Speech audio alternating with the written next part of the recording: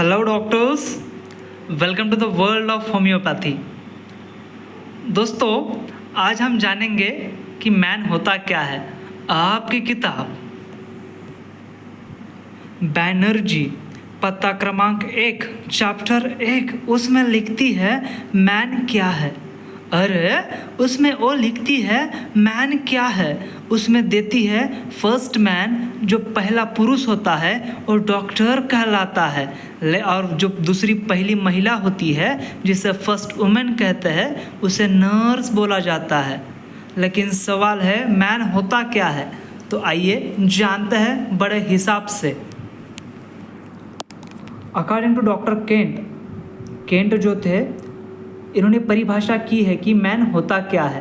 अरे जिसके पास विल हो दोस्तों, जिसके पास विल हो, जिसके पास अंडरस्टैंडिंग यानी जिसके पास इंटेलेक्ट हो, जो समझ सकता है, ये दोनों जिसके पास होते हैं दोस्तों उसे मैन कहा जाता है। अरे ये विल है, ये अंडरस्टैंडिंग है, ये इच्छा शक्ति है, ये समझने की इंटेलेक्ट है, ये दोनों एक घर में रहते हैं जहाँ पर मैंने पेंटिंग बनाया है। According to doctor Kent, a man has will and understanding, and this will and understanding यह एक घर में रहते हैं, एंड वो घर को कहते हैं man house he lives that body. ये विल एंड अंडरस्टैंडिंग जिस घर में रहते हैं उस घर को कहते हैं बॉडी। यानी दोस्तों साफ है, मैन का मतलब जिसके पास इच्छा हो, जिसके पास अंडरस्टैंडिंग हो, ये दोनों का कॉम्बिनेशन एक हाउस में रहता है और उस हाउस को कहते हैं बॉडी। तो आइए समझते हैं और बड़े सिंप्लीफाई वे से। फर्स्ट मैन जो था, आपकी फार्मेसी कहती है कि सबसे जो पहला पुरुष था उसे डॉक्टर कहा जाता था, लेकिन डॉक्टर शब्द तो अभी आया। पहले जो शब्द होते थे डॉक्टर को तो कहते हैं ना, गॉड कहते हैं। नेक्स्ट गॉड के बाद जो गॉड होगा, इस पृथ्वी पर जो गॉड होगा वह गॉड होगा डॉक्टर। इसीलिए दोस्तों गॉड भी कहते थे। अरे मेडिसिन मैन भी कहते थे, क्योंकि पहले डॉक्टर अपने हाथों से अपने घर में अरे जंगल में घूम कर मेडिसिन बनाता था। ऐसे प्रिस्क्रिप्शन नहीं देता था आज के डॉक्टर की तरह कि जाओ मेडिकल स्टोर से यह लेके आओ। नन्ना, पहले जंगल हुआ करता था, जंगल में घुमाई होती थी। अरे जो घूम कर मेडिसिन ला कर लोगों को जो जान बचाता था उसे फर्स्ट मैन आज डॉक्टर कहलाता था। भाइयों उसको प्रिस्ट भी कहते थे, और उसे इंग्लिश बहुत कठिन है भाई साहब, सॉर्सर्स भी कहते थे। क्लियर। और जो महिला थी जिसे फर्स्ट वुमेन कहते थे, and she was a nurse. आपकी डीडी बैनर्जी पत्ता क्रमांक 1 पर लिखती है।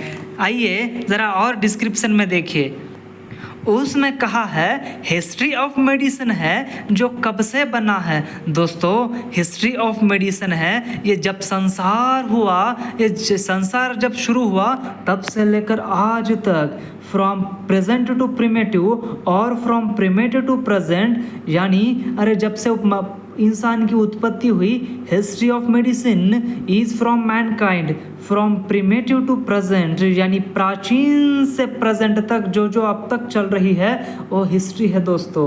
अरे ये मेडिसिन है, history of medicine from Mankind. इसका अकाउंट क्या है, ये किस लिए बनी है, आइए इसका कारण जानते हैं। पहला, जो आदमी इलनेस होता है, जो पुरुष इल होता है, बच्चा इल होता है, या कोई भी इल होता है, अरे जो इस संसार में जीता है वो कभी ना कभी इल होता है, और उस इलनेस को ही डिसीज कहते हैं दोस्तों। अरे इन दोनों को, ये इलनेस को, ये डिसीजेस को ठीक करने के लिए आई थी मेडिसिन। आइए जानते हैं ये हिस्ट्री ऑफ मेडिसिन के बारे में। लेकिन लेक्चर नंबर 2 में हम देखेंगे हिस्ट्री ऑफ मेडिसिन। क्लियर। आज हम देखेंगे इसका सुपरफिशियल पार्ट। ठीक, चलिए।